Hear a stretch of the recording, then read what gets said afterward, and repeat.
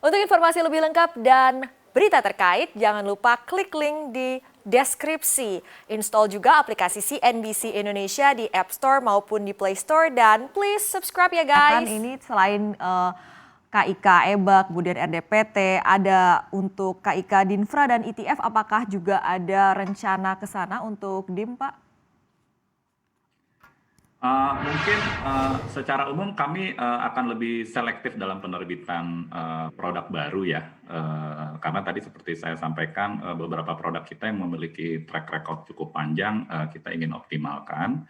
Tetapi kalau dari sisi penerbitan produk baru, kami melihat salah satu yang kami rencanakan akan terbitkan adalah ETF berbasis ESG.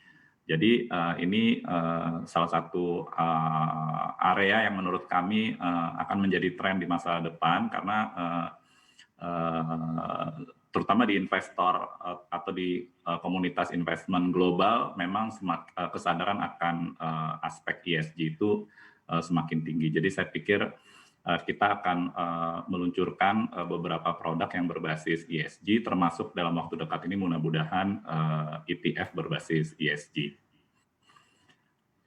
Pak, ini terkait dengan indeks yang baru diluncurkan oleh BI ya Pak?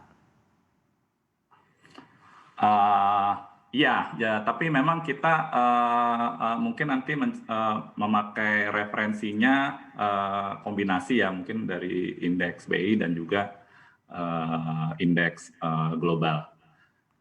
Jadi memang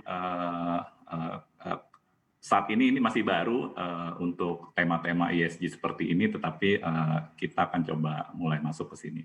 Tadi Bapak katakan bahwa rata-rata produk di Dana Reksa ini didominasi 70% untuk produk-produk yang memang berbasis suku bunga. Nah, dengan era suku bunga rendah seperti saat ini, Anda perkirakan akan berapa tahun kita akan berada di era suku bunga rendah ini, dan apakah dengan adanya momentum recovery itu, kemudian suku bunga tengah rendah ini bisa mengurangi minat investor untuk berinvestasi di instrumen-instrumen yang basisnya suku bunga ini, Pak?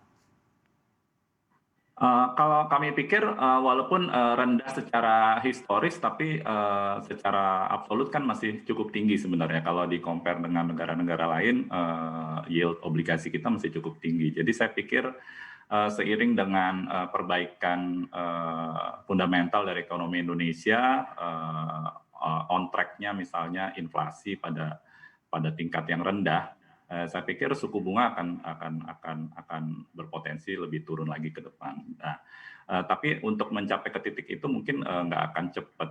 Saya pikir ditambah juga investor secara umum masih di Indonesia masih mindset-nya memang masih berbasis suku bunga, moderate to low risk. Jadi saya pikir untuk investor shift, kita masih ada waktu lah untuk investor bisa shift ke produk-produk yang lebih risky.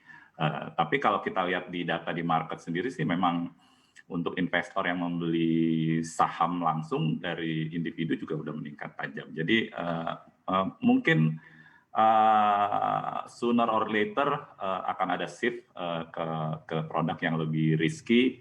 Tapi kami melihat untuk investor base reksadana, shifting itu mungkin akan secara gradual. Jadi di titik ini tingkat return yang ditawarkan oleh produk-produk berbasis suku bunga di industri reksadana, saya pikir masih cukup menarik buat investor.